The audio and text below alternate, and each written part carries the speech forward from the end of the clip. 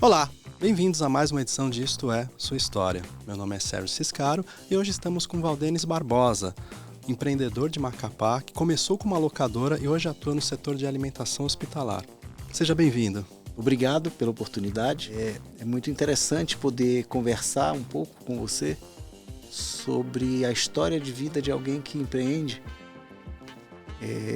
A gente tenta fazer com que isso seja um estímulo para quem tem vontade de empreender. Conta um pouquinho sobre a sua trajetória, como foi o início da sua jornada de empreendedor? Sérgio, eu sou de uma família muito humilde.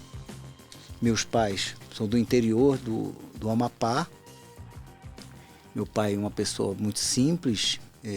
Meu pai estudou até a quinta série, mamãe também até a quinta série. Duas pessoas muito sábias, mas com pouca formação. Meu pai, mestre de obras, minha mãe do lar. Eu sou de uma família de 5 irmãos. Eu sou o do meio. São 2 irmãos e 3 irmãs. Nós tivemos uma irmã que nós perdemos.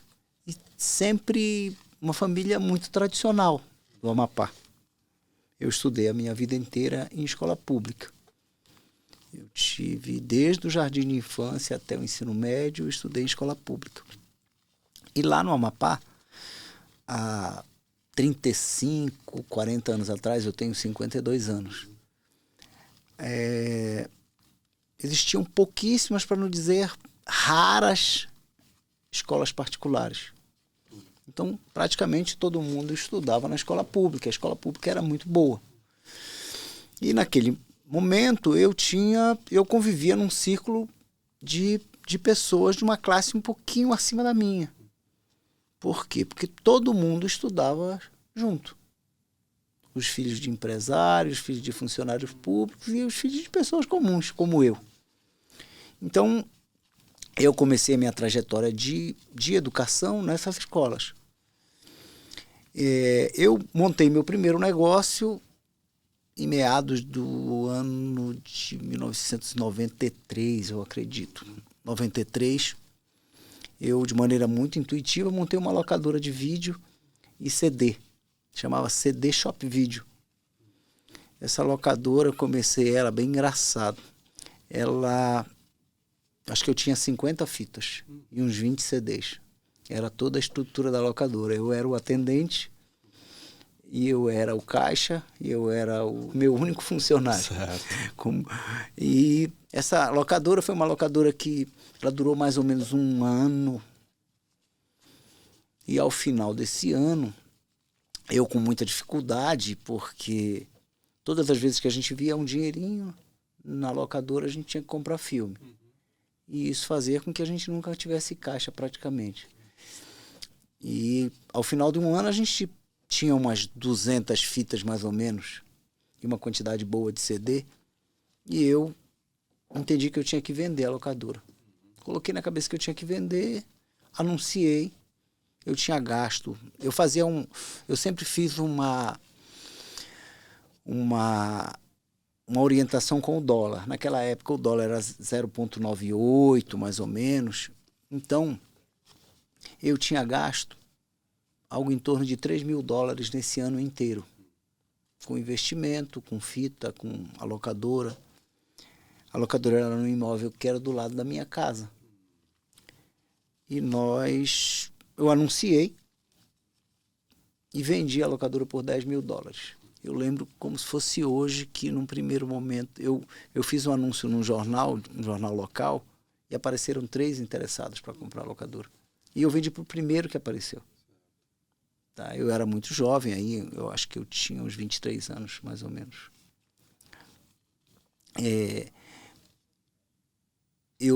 Antes da locadora, eu havia trabalhado, foi meu único emprego de carteira assinada, eu havia trabalhado na Varig, de 90 a 93. E dali comecei a empreender com a locadora, fiz essa venda. Dali para frente eu comecei a comprar e vender carro. E num determinado momento eu montei uma lanchonete nesse lugar. Tá? 1995. Montei uma lanchonete, chamava Mosaico.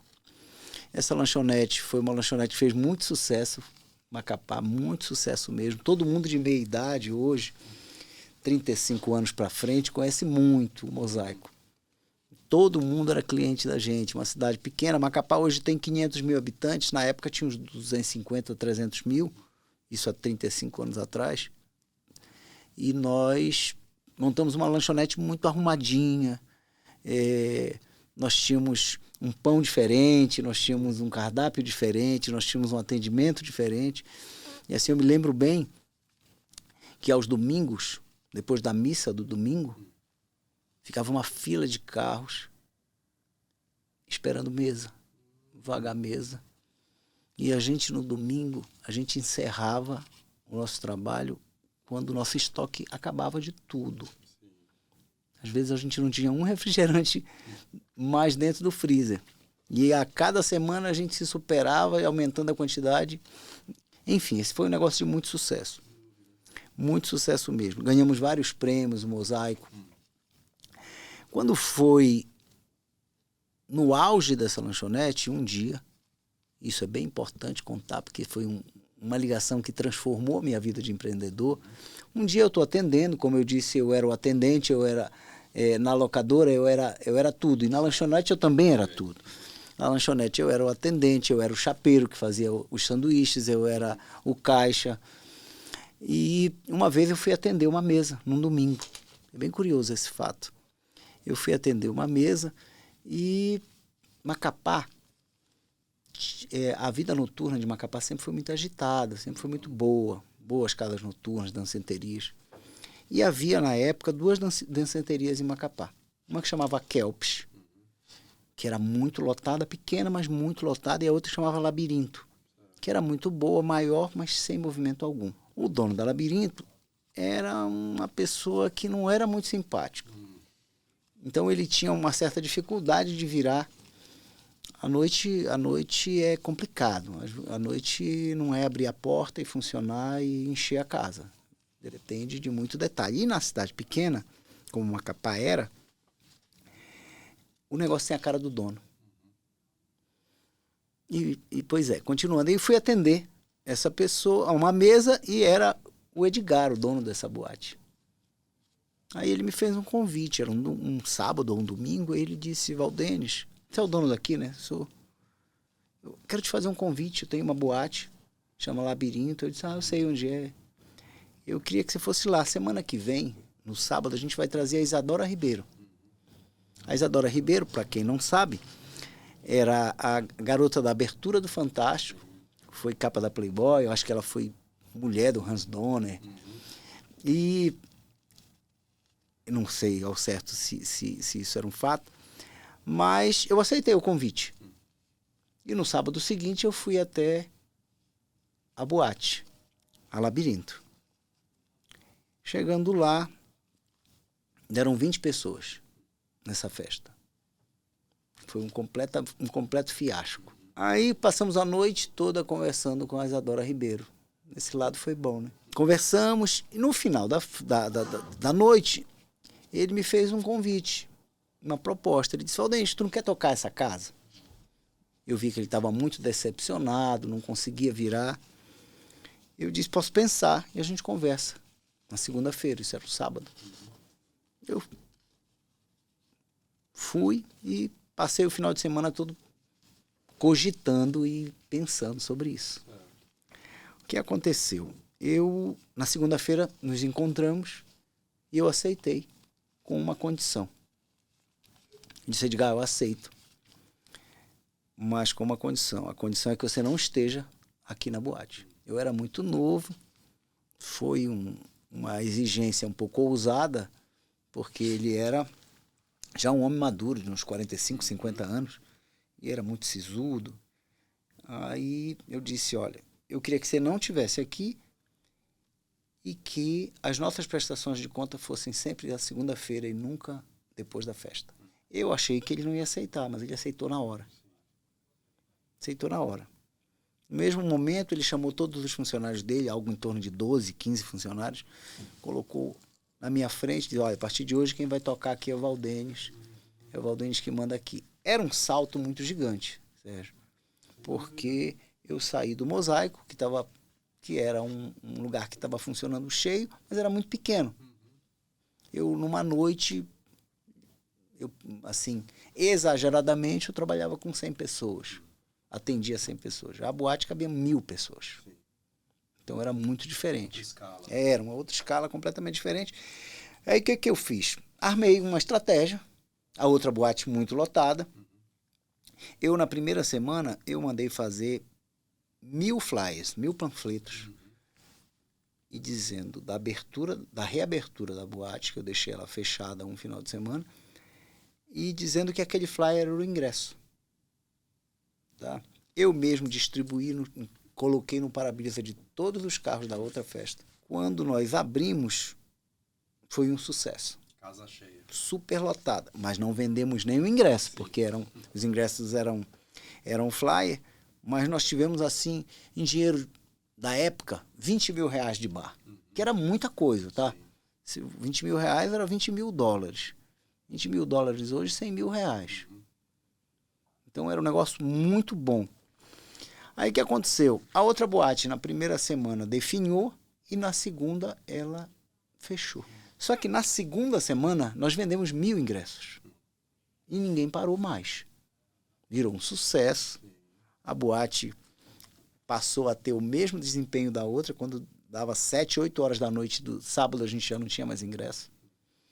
E virou um sucesso. E eu engrenei completamente na noite. Fiquei assim por um período, algo em torno de 8 ou 9 meses. No começo tudo bem. O que acontecia? A cada segunda-feira que a gente ia fazer a prestação de conta, eu nós pagamos todas as contas da boate que estavam há 6 meses atrasadas. E eu dava 5 mil dólares para ele e ganhava 5 toda segunda-feira. Então era um negócio assim muito legal. E a boate funcionando bem, eu ganhei notoriedade na cidade, nesse ramo de atividade. Hoje, em Macapá, todo mundo me conhece como alguém que atuou com muito sucesso na noite. Mas nessa época eu estava iniciando, 1995. O que aconteceu? Um belo dia, quando eu vi num sábado, o meu sócio estava lá na boate. E eu disse a ele que não havia problema dele ir como cliente. Mas eu vi já dando alguns comandos. Eu não me incomodei muito, porque a noite começava, era muito frenética, muito dinâmica. E ele foi avançando. Já na segunda semana, eu vi ele realmente dando ordens. Na terceira semana, ele pediu para mim para que prestasse conta no sábado com uma pessoa. E eu, a contragosto, mas prestei conta. Na semana seguinte, aconteceu um fato desagradável com ele dentro da boate e eu me afastei e a boate fechou. Mas naquela altura, eu já tinha uma outra cabeça. Eu já não era mais aquele empresário que começou a ganhar aquele pouquinho de dinheiro e fazia... Eu já tinha uma estrutura melhor. Ao longo desse tempo, eu viajava muito. Em uma dessas viagens, eu fui até Brasília.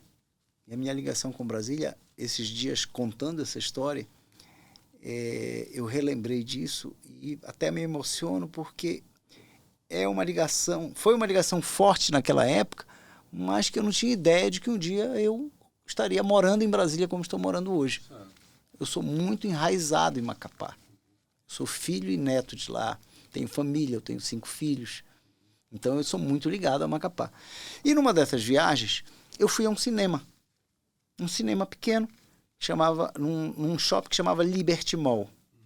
Esse shopping existe hoje em Brasília. Certamente esse cinema ainda existe. E eu olhei o cinema pequeno, mas muito aconchegante, bonitinho.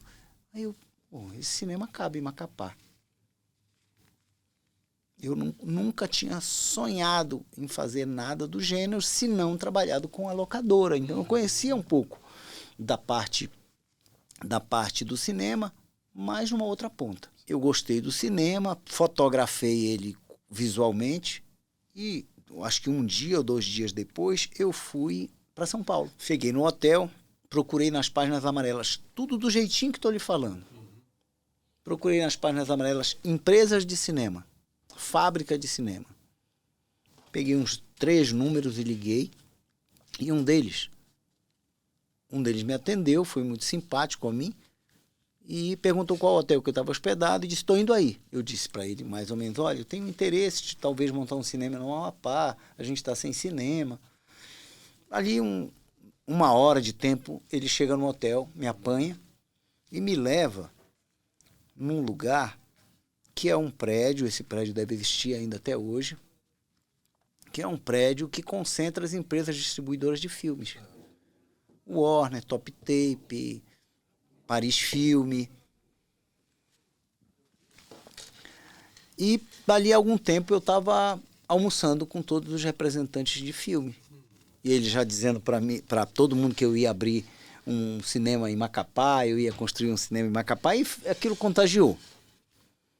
Pedi para que ele fizesse um orçamento, eu não tinha ponto, eu não sabia ainda como eu ia fazer, eu tinha um pouco de dinheiro, que não era muito, tá? Não dava para fazer o cinema, mas eu decidi que ia fazer. Era uma oportunidade interessante? Quer dizer, haviam outros cinemas em Macapá? Não, nessa época eu estava há 10 anos sem cinema. Havia tido cinemas antes, mas nós ficamos um período sem cinema. Certo. Tanto que eu comprei o projetor do cinema que havia fechado. E era um projetor muito antigo, mas nós fizemos um upgrade nele. Certo. E ele funcionou legal. Eu voltei para Macapá, mas lembro de um detalhe. Eu liguei da mesa do almoço, eu liguei para minha mãe. Eu disse, mãe, vou montar um cinema em Macapá. Ela disse, tá doido? Não, vou montar um cinema. Depois lhe explico como é que é. Voltei para Macapá, já com esse projeto na cabeça. 3 meses eu estava com a obra. Aluguei uma loja de um amigo que comportava, rodei a cidade inteira com amigos. Eu me lembro, assim como fosse hoje, eu passei mais ou menos 1 mês conversando com alguns amigos que poderiam ser sócios em potencial. Mas nenhum deles quis. E um deles tinha uma loja e disse, o que eu posso fazer? Eu te alugo essa loja. Era uma loja de importados, perto do aeroporto, e ele me alugou, esvaziamos a loja, eu coloquei uma máquina, uma retroescavadeira dentro da loja, e quebrei o piso, rampei o piso, e comecei a executar o projeto do cinema. Nós inauguramos o cinema em meados de 95. Eu, mais ou menos com 60%, 70% da obra do cinema concluída, eu não aguentei sozinho. E apareceu um sócio que era um amigo. E a gente tocou o projeto junto. O projeto do cinema, o cinema chamava Cine Imperator. Esse cinema ainda existe, tá? Esse nome foi um nome que eu dei. O lugar foi um lugar que eu consegui.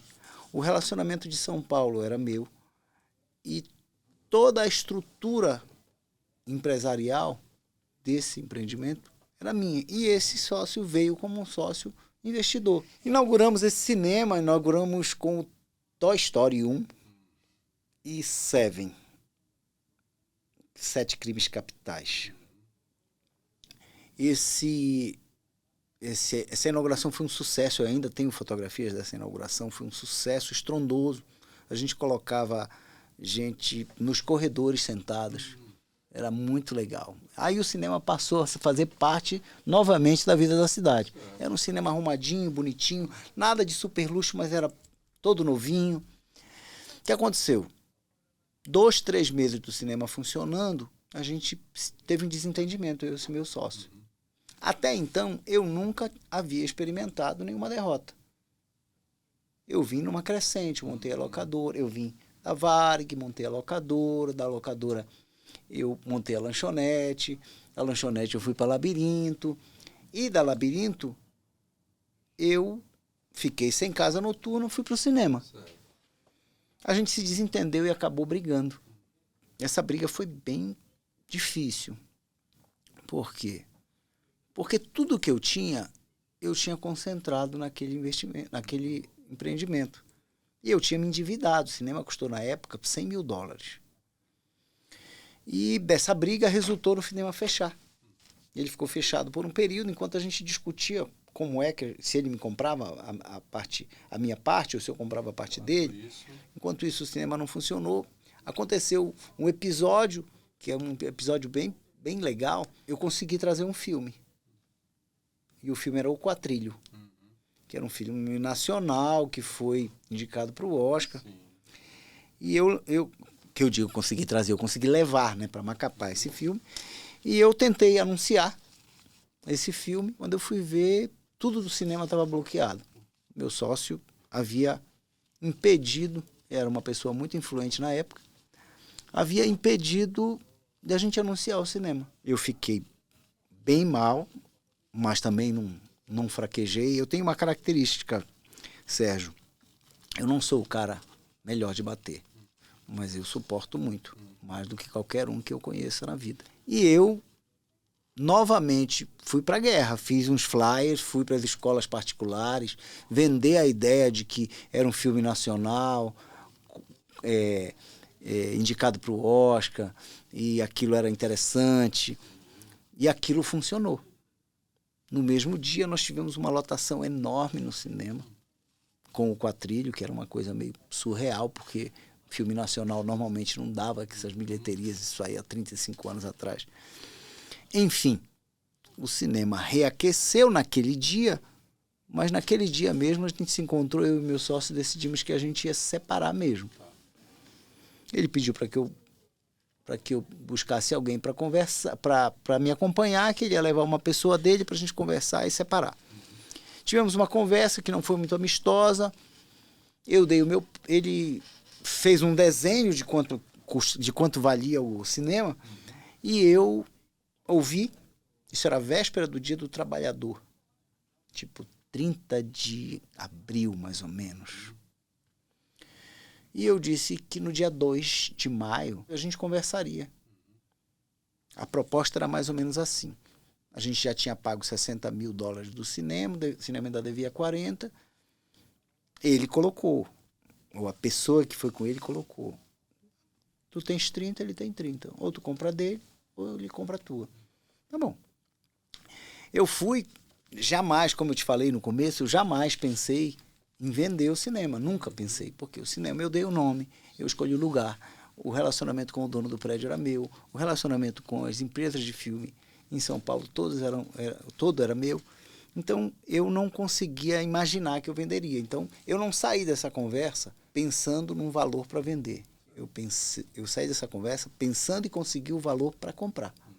E fui. Conversei com a minha mãe, e a minha mãe, como eu disse para você no começo da entrevista, é uma pessoa com pouca formação, mas muito sábia, muito ponderada. E ela sempre foi muito de me orientar. E nessa época, nós tínhamos, o único patrimônio que nós tínhamos era a casa, que hoje é a casa que ela mora, e ao lado é o meu escritório de advocacia. E a mamãe disse, filho, vende a casa. Vende a casa, a gente compra uma casa mais simples, num bairro mais simples também. E eu tentei vender. Nesses dias, era rápido. Graças a Deus eu não consegui vender. Já no desespero, porque estava chegando a data, eu liguei para o meu fornecedor de filme em São Paulo. Contei para ele a história e disse, Denis, eu compro com você. Eu pago a parte dele e fico teu sócio. Olha, é 30 mil que ele quer, diz que você dá 5 mil à vista e dá mais 5 parcelas de 5. Aí eu fui para a reunião, no dia 2. Cheguei na reunião do dia 2 convicto de que eu ia comprar no cinema. Quando eu cheguei lá, que eu fiz a proposta, ele disse, não, mas eu não quero vender o cinema, eu quero comprar a sua parte. Aí eu disse, não, mas eu não quero vender minha parte. Não, mas aí eu quero comprar a tua parte. Eu disse, tá bom, minha parte é 60 mil, eu falei. E essa proposta soou como uma ofensa. A gente entrou numa guerra. O cinema continuou fechado, não nos entendemos, e nós passamos mais ou menos uns 2 meses brigando. Eu, pela primeira vez na vida, contratei um advogado e entrei no escritório de advocacia. Contratei um advogado que ficou intermediando esses 2 meses. Ao final desses 2 meses, eu não tinha mais força. Eu estava completamente quebrado financeiramente, completamente. Foi a primeira vez que eu quebrei. Eu não tinha mais nada do que... Porque eu não tinha receita do cinema, o cinema estava lá fechado. Eu disse... Nildo, esse advogado. Aí ele disse, que é meu amigo até hoje. Nildo, eu vou vender pelos 30. Eu não aguento. Aí o Nildo foi para lá, conversou. Tá, tudo bem, vamos aceito os 30. Posso fazer o contrato? Pode. Aí como vão pagar? Olha, ele vai te dar um carro no valor de 15 e vai te dar uma promissória de 15 para 30 dias. Não resolveria em nada o meu problema, mas eu estava num desespero absurdo. Eu peguei o carro. O carro que eu peguei, eu tenho uma memória muito boa, tá? Eu tenho uma memória de elefante mesmo. Era um Logos branco. Eu peguei esse carro, um carro da Volkswagen. Eu peguei esse carro umas 3 horas da tarde por 15 e vendi por 8. Mas num desespero completo. Vendi, eu nem cheguei em casa com esse dinheiro. De tanto que eu estava sufocado. Esses 30 dias para a promissória, eles duraram uma eternidade para chegar. Mas chegaram. No dia em que chegou, eu fui para o escritório de advocacia e a gente... Nildo disse, Valdenes, eu vou lá. Marcaram para 2 horas da tarde eu ir lá. E o Nildo foi para lá. De lá ele me ligou. Valdenes, tem um problema aqui. Eles só vão pagar a promissória se você deixar descontar um débito que tem na Rede Globo aqui de R$5.000. Eu vendi o passivo e o ativo do escritório, do cinema. As dívidas são deles, não são minhas. E ficou naquilo mais ou menos 1 hora de tempo, eu relutando. Tudo bem, desconta. Sabe quando tu sente que vão te arrancando um braço, uma perna, uma orelha? E era assim que eu sentia.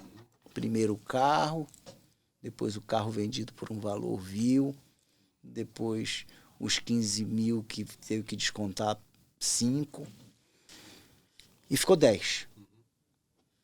E aí fiquei esperando no escritório. Mais ou menos umas 3h30 da tarde, eu tenho isso gravado na mente por conta do horário do banco, ele chega, aí ele disse, pô, Valdenes, foi difícil, cara. Os caras queriam te ferrar mesmo. Eles pagaram? Aí eu perguntei, pagaram. Eles pagaram com 2 cheques. 2 cheques à vista. Um cheque do Banespa, de 6 mil, e um cheque do Banco do Brasil, de 4 mil. Aí ele falou assim, teu banco é o Banco do Brasil, né? Eu disse, é. Vai lá, saca esse cheque, que o meu banco é o Banespa. Os 2 bancos eram perto do escritório. Pode ir. Aí eu fui, mais ou menos 4h30, eu voltei. Eu voltei com uns 4 mil, né? E eu tinha gente me esperando, meus credores me esperando para me pagar. Aí, aquele desabafo, poxa, acabou, né? Poxa, foi que tortura isso e tal. Aí ele falou, e o cheque tinha fundo? Não tinha fundo. Eu falei, tudo certinho. E ele não tocava no assunto do cheque de 6 mil. Só que eu tava, imagina, eu tinha 23 anos, eu tinha acabado de quebrar, eu tava num sufoco tremendo, já ali com uns 40 minutos de conversa. Nildo, e o cheque? Aí ele disse, não, tudo certo, tudo bem. Aí eu disse, vamos fazer o acerto que a gente tem que fazer, porque eu tenho... Tem gente que está me esperando aí embaixo. Aí ele disse, mas que acerto, Valdenes? 30 mil, 20%, 6 mil. Aqueles são os meus honorários. Tu sabe, eu estou fazendo uma obra aqui no escritório. Eu baixei a cabeça e comecei a chorar lá mesmo. E aí? O que eu ia fazer da minha vida? Sabe quando eu te disse que tirando uma perna, um braço, uma orelha? Sim. Fiquei destruído. Baixei a cabeça, comecei a chorar. O que eu vou fazer? Dali a uns 20 minutos, meia hora, eu me recompus. E eu disse, não vou nem te fazer proposta de parcelamento, porque eu não tenho como pagar. Aí ele estava sentado na cadeira dele, no escritório, e eu sentado lá na frente. E a porta, como se a porta fosse aqui. E ele levantou e eu levantei ao mesmo tempo, caminhando para a porta. Me encontrou na porta. Aí ele colocou a mão no meu ombro e disse, o que você vai fazer da sua vida agora? Aí eu disse, porque tem muito pepino, né? Ele falou. Aí eu disse, não sei. Ele disse, vem para cá. Não quer vir para cá? Se vier para cá, eu não vou te remunerar, mas eu resolvo tuas broncas. Naquele momento eu ouvi isso como um insulto, tá? Eu nunca tinha entrado no escritório de advocacia. Eu sempre pensei um dia em ser advogado, mas comecei a empreender, acabei deixando de lado essa ideia. Eu só tinha o ensino médio. E eu saí de lá, pé da vida com ele, irado. Ele não era o motivo da minha quebrada, mas ele, naquele momento, para mim, aquele negócio foi o fim. Claro. Eu fui para casa, conversei com a minha mãe passou por muito tempo odiando a feira. Eu esperei o resto todo da semana, no final de semana. Quando foi na segunda-feira seguinte, eu resolvi aceitar. Eu fui lá, eu não tinha mais carro, fui andando, uns 2 quilômetros mais ou menos da minha casa. Eu disse, Nildo, eu resolvi aceitar. Ele ficou muito feliz e me deu algumas instruções. Olha, tu vier para cá, coloca uma camisa social, coloca uma gravata, me deu uma pasta para me colocar uns documentos. Olha, esses documentos aqui, às vezes tu vai fazer uma consulta no fórum, leva um documento. Eu não era estudante de direito. E no paralelo eu ia dando as broncas para ele resolver. Eu passei a ser um estagiário de um escritório de advocacia sem ser acadêmico. E fui tocando. Eu fiquei do segundo semestre de 95 até 97. Teve um período que eu comecei, eu voltei para o mosaico para tentar arrumar e tocar de novo, mas eu nunca larguei lá. Quando foi, todas as vezes que o Nildo ia para uma audiência, ele me levava. Eu andava com ele, todo lugar que ele estava, eu estava. Me levava para falar com o juiz, ele ia conversar com o juiz no gabinete, me colocava numa cadeira do lado e me colocava na conversa. Você ia se ambientando, então, com o meio jurídico já? Eu ia me ambientando, mas sabe quando tu sente a presença de Deus agindo na tua vida? Porque é surreal isso. E ele me colocava na conversa. Ele dizia, o que é que tu acha? O que é que tu acha? Aí eu entrava na conversa. Quando ia atender um cliente, eu ouvia todo o problema do cliente e ele começava a conversar comigo sobre aquele assunto na frente do cliente. Certo. E eu fui tomando gosto. Quando foi em 97, segundo semestre, uma turma de Macapá, resolveu fazer o vestibular no Rio de Janeiro, na Gama Filho, uma faculdade que nem existe mais hoje. E me convidaram e eu fui. Eu fui, Sérgio, sem eira nem beira. Sabe, sem eira nem beira? Sem qualquer condição de morar em outra cidade, ainda mais no Rio de Janeiro. Todos nós passamos no vestibular. E eu comecei a cursar a faculdade de Direito, extremamente dedicado, mas era assim, eu pagava a matrícula, passava o semestre inteiro sem pagar a faculdade. Quando chegava no final do semestre, eu dava o meu jeito de renegociar, pagava um pedaço e ia passando. Foi bem difícil, mas foi extremamente gratificante. Eu praticamente larguei de lado as outras coisas e me dediquei completamente à faculdade. Teve um episódio bem interessante, bem legal, porque isso foram situações que forjaram o meu espírito empreendedor, a minha resiliência, a minha resistência. Quando eu fui para o Rio, eu tinha uma moto em Macapá e eu vendi essa moto. E eu comprei um videokê. Lembra do videokê? Eu comprei um videokê e eu vim em Campinas comprar esse videokê do Rio até Campinas, com um cunhado que eu tinha na época. Nós compramos videokê e uma TV de 20 polegadas. Naquela época, aquela TV de tubo grande. E nós começamos a alugar esse videokê no Rio de Janeiro. Fizemos uns panfletinhos simples, começamos a distribuir. Nós não ficávamos um fim de semana sem locar. 2, 3 vezes. Em todos os lugares que tu pode imaginar no Rio de Janeiro. Na Baixada, na periferia, na Zona Sul, no Leblon, em todos os bairros do Rio de Janeiro, e a gente locava muito. Esse dinheirinho foi o dinheiro que eu, por muito tempo, me mantive. Era muito pouco, mas assim, vamos dizer que dava uns R$ 150 por semana. Mas era um dinheiro que pagava a minha passagem de ônibus. Eu saí de Macapá, depois de ter sido empresário, depois de ter tido cinema, depois de ter tido o Mosaico lotado, eu passei a ser universitário que, ao longo de todo o meu curso, fui de ônibus para a faculdade. Eu fiz a faculdade com muito empenho, eu sempre fui um destaque em todas as turmas que eu cursei, porque eu cursava 7 disciplinas. Elaborei na época uma palestra de técnica de ensino jurídico, ganhei uma bolsa de 70% da faculdade. Aí eu fui tocando, a minha vida passou a ser aquilo. A minha irmã depois mudou para o Rio, e a minha irmã me deu uma força, era funcionária pública, disse, olha, te preocupa com a faculdade, que a casa e a alimentação eu me viro aqui. E eu era a dona de casa, porque a minha irmã trabalhava, eu ficava em casa, quando ela chegava, o almoço estava pronto, a casa estava limpa, e eu ia para a faculdade. Eu estudava à noite, mas eu ia todo dia 1h da tarde, 1h30 da tarde. Então todo mundo na faculdade me conhecia porque eu vivia na biblioteca. Comecinho da internet ainda, um negócio muito modesto, mas muito, muito, muito afinco, muito afinco.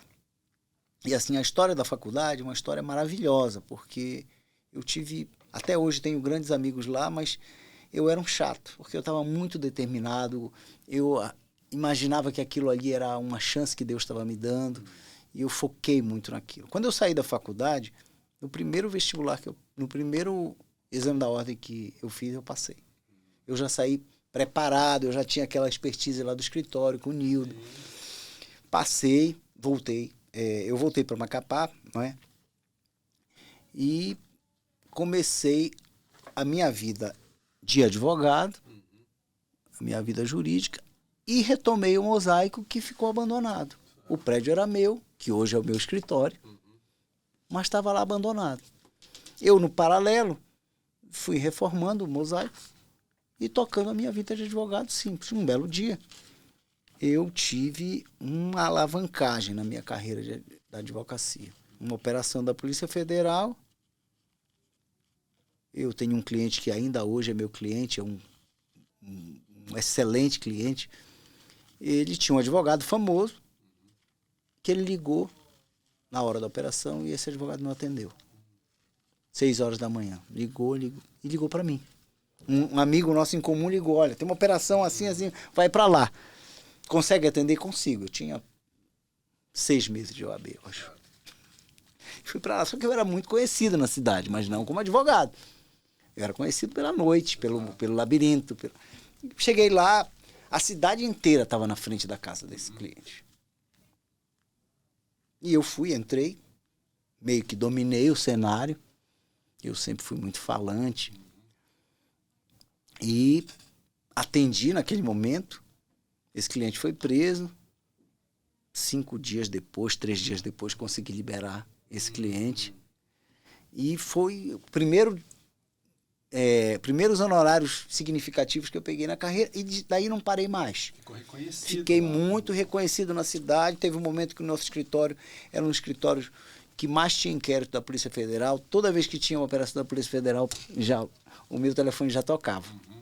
Então, fui avançando com isso. E comecei a ganhar dinheiro.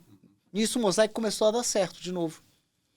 E a gente pegou do que ele era, a gente quintuplicou de tamanho. E ele passou a fazer um sucesso estrondoso. Meados ali de 2005, 2003, 2005. Chegamos a ganhar um prêmio nacional do Sebrae, que recebemos esse prêmio em Brasília, do melhor empreendimento do ramo, da região. E eu fui tocando a minha carreira jurídica, como um advogado já muito reconhecido, e a minha carreira como empresário, porque à noite eu gostava demais da noite. Moral da história, comecei a ganhar dinheiro e eu tinha alguma coisa que em determinado momento da minha vida, Sérgio, eu entendi que eu estava doente por negócio. Todo negócio me interessava. Era uma compulsão. Se tu dissesse para mim assim, chegou um momento que tudo que me ofereciam para empreender, eu entrava. Eu me lembro que num momento eu comprei uma empresa de container, sabe essa empresa de container que recolhe o lixo na rua, que o caminhão deixa, depois pega o container? Comprei uma empresa dessa, eu nunca fui na empresa. Aí eu comprei um caminhão para fazer transporte para atender as empresas de seguro de carro. Aí eu montei um loteamento grande, investimento alto. E nesse eu quebrei. Pela segunda vez. Novamente com um sócio. Nós tivemos... o Amapá ele tem 2 estações definidas. O inverno, que chove o tempo todo. E o verão, que é sol. Mas lá chove muito, é a Amazônia, chove demais. Então, tudo que você tem que fazer na construção civil, você tem que considerar esses períodos. Sim. E a gente se perdeu nesse período. Fazer arruamento, terraplanagem de imóvel, no inverno é impossível. Asfaltamento. E nós perdemos muito dinheiro. Eu tive um prejuízo na época, algum ano de 2012, mais ou menos, 2010, 2012, algo em torno de 10 milhões de reais. E eu continuava advogado, mas fui lá para o fundo do poço novamente. Foi horrível. Foi infinitamente pior do que o primeiro. Por quê? Porque eu perdi 200%. Eu perdi tudo que eu tinha e muito mais. E no primeiro eu perdi o que eu tinha. Então, a dificuldade que eu tive para lidar com isso foi muito grande. Qual foi a saída? Eu continuei advogando. Passei um período muito curto deprimido, porque eu digo que eu não tenho muito tempo para depressão. Então, eu passei um tempo mal, mas aí eu já era um advogado muito conhecido. E eu me voltei completamente para a advocacia. Certo. Completamente. E fui trabalhando. Eu fui ganhando muita notoriedade. Enquanto advogado, ganhei muito dinheiro quanto advogado. E eu demorei quase uma década para pagar as minhas contas. Mas fiquei na cidade e, graças a Deus, consegui pagar minhas contas. E aí surgiu Brasília novamente na sua vida? Eu vou te dizer que surgiu de uma seguinte forma. Mais ou menos 2018, 2019, eu decidi que eu ia fazer um grande escritório. E eu sou desse jeito. Eu coloco na minha cabeça o desafio. Eu lanço ele e eu corro atrás de realizar. Eu pedi para um escritório renomado de Macapá fazer um projeto do meu escritório e fazer uma maquete eletrônica. E essa maquete eletrônica eu mostrava para todo mundo, tá, Sérgio? Dizendo, esse aqui vai ser o meu escritório. Na hora dessa eu te mostro essa maquete. Olha, vai ser assim o meu escritório, tá? E eu meio que fiz um compromisso comigo mesmo de fazer aquele escritório. Onde era o mosaico, eu destruí, ficou só a caixa, tirei até o piso, reboco da parede, telhado, também tem essas imagens todas. E comecei a empreender. E devagarinho eu fazia o que dava, ganhava um dinheiro, fazia um pedaço, ganhava. Só que assim, eu fiz um escritório com um investimento alto. Eu tenho um cliente, que me ajudou muito na época do escritório, uma pessoa que eu tenho uma gratidão enorme. Ele disse o seguinte, pega esse cartão de crédito, tem 300 mil nesse cartão de crédito, vai parcelando tudo de 10 vezes. Que quando chegar na data, o que você tiver a gente paga, o que não tiver a gente rola, eu te ajudo a pagar, enfim. Mais ou menos ali 1 ano e meio, 2, o escritório estava pronto. É um escritório com 270 metros quadrados, grande, são 7 gabinetes, uma estrutura invejável para a cidade, porque a nossa cidade não tem grandes escritórios de advocacia. E eu, em 2020, fui convidado para fazer o jurídico de uma candidata a prefeita de Macapá. E nós fizemos, mas nesse meio tempo, o sucesso na advocacia já era algo notório. Muito reconhecimento, ganhei diversos prêmios de advogado do ano na cidade. Eu sou conselheiro da OAB há muito tempo. Fui presidente da Comissão de Relações Institucionais da OAB. Então, sempre muito alinhado. E as pessoas sempre me conheceram como uma pessoa de muito bom gosto. O que eu fazia bem feito. Ao longo De 2010 para 2014, de 2004 para 2014, eu tive diversas casas noturnas em Macapá. Eu tive o Mosaico, que era a casa mais notória. Eu tive Copacabana, tive o Mosaico Casa de Praia, eu tive o Lake, eu tive a Night, eu tive o Aqua Restaurante, eu tive o Tio Chico Restaurante. Então, eu sempre empreendi sem medo de ser feliz. Nunca tive medo. A grande maioria dos empreendimentos que eu montei, eu era a pessoa mais importante na execução da coisa. Eu não era o dono. Às vezes, o empreendedor, ele fica muito nessa figura do dono Na e alguém retaguarda. faz, né? Eu era o cara que fazia. Eu me lembro que nas casas noturnas, muitas vezes eu era o cara que comprava cerveja, que colocava cerveja no freezer, que colocava ela para gelar. À noite, o cara que vendia a cerveja e de manhã o cara que limpava. Então, sempre fui muito exageradamente experimentado. Certo. Nada me amedrontava. Hoje eu tenho um pouquinho mais de cautela, mas é pouca também, não é tanta. Porque eu sempre fui muito atirado. Então o escritório ficou grande e um dia vai um cliente. Eu sempre advoguei, há uns 15 anos que advogo para terceirizados da área de saúde. Nefrologia, alimentação hospitalar, limpeza hospitalar, medicamento. E um dia entra um cliente de uma dessas terceirizadas, na área de alimentação hospitalar lá de Macapá, e disse assim: Valdenis, eu tenho um negócio que é para ti. Um dia assim, comum. Ele me ligou: eu tenho um presente para ti. Tem um negócio aqui que é a tua cara. Tá bom, vem aqui.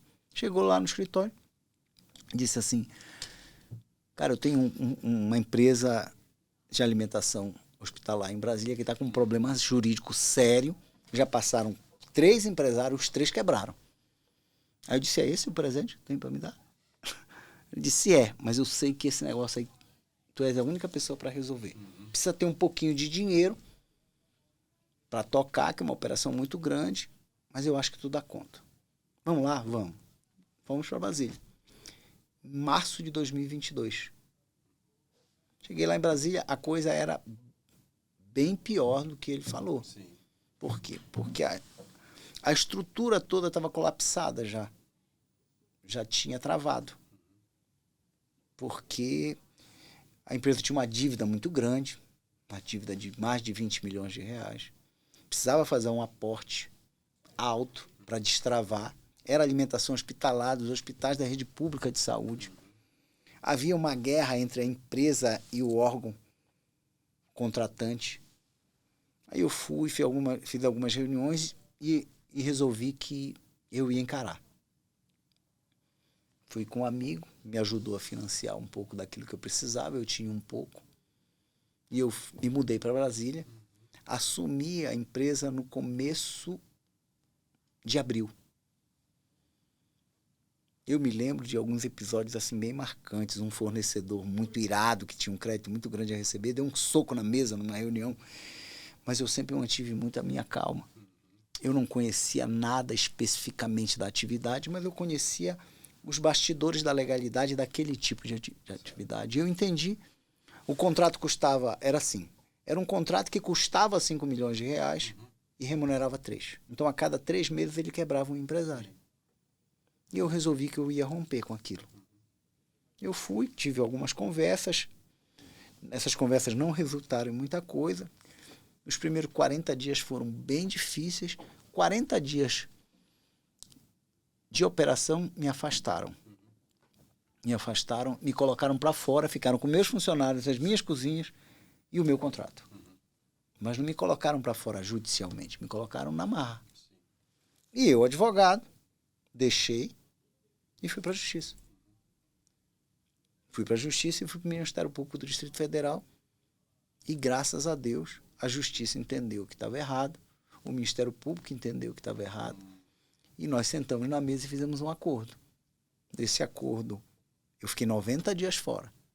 Esse acordo resultou no meu retorno, num primeiro equilíbrio do contrato. E eu estou há 23 meses, hoje proprietário de uma empresa que tem 600 funcionários. A gente Nós geramos 600 empregos diretos e pelo menos mais uns 300 indiretos. Nós temos um consumo de proteína de 550 toneladas por ano. Nós atendemos 11 mil refeições por dia, toda a rede pública do Distrito Federal. Nós temos um compromisso social muito grande, porque a gente trabalha não só com alimentação hospitalar, mas com dietas especiais. Eu me profissionalizei nessa área, fui para dentro para entender. Hoje estou numa situação completamente diversa daquela de antes. A vida mudou muito, graças a Deus. E a gente tem realizado muito. E me mudei para Brasília. Hoje, apesar de ter família em Macapá, eu vou no fim de semana para Macapá. Nem sempre eu vou, às vezes eu passo final de semana que eu não vou. Estou muito acostumado com a vida de Brasília. Estou gostando muito. E assim, a gente está no meio de outros projetos, na área de alimentação hospitalar também e na área de entretenimento noturno. Mas hoje, já outra cabeça, já de outra forma. Um novo capítulo. Um novo capítulo, hoje mais balizado, hoje, graças a Deus, estruturado, hoje, graças a Deus, sem dívidas, hoje com uma musculatura maior. Nós temos um contrato bem relevante, ele é muito custoso, extremamente delicado, mas é um contrato que nos dá a possibilidade de investir não só na nossa atividade, como fazer investimento também numa atividade nova que eu não consigo parar. Eu tenho 52 anos, mas me olho no espelho e me sinto um garoto, não consigo cogitar a ideia de parar. E eu tenho uma característica, Sérgio, que para mim talvez seja a melhor. Eu tenho uma resistência muito grande. Pra você ter uma ideia, eu viajo de Macapá, em média, o voo dura 2 horas e meia. Os voos são muito ruins de horário. O voo de Macapá sai 4 horas da manhã. Então, tu não dorme a noite anterior. Sai 4 da manhã, chega às 7 horas em Brasília. Eu normalmente marco reunião para 8, reunião para 10. Sim.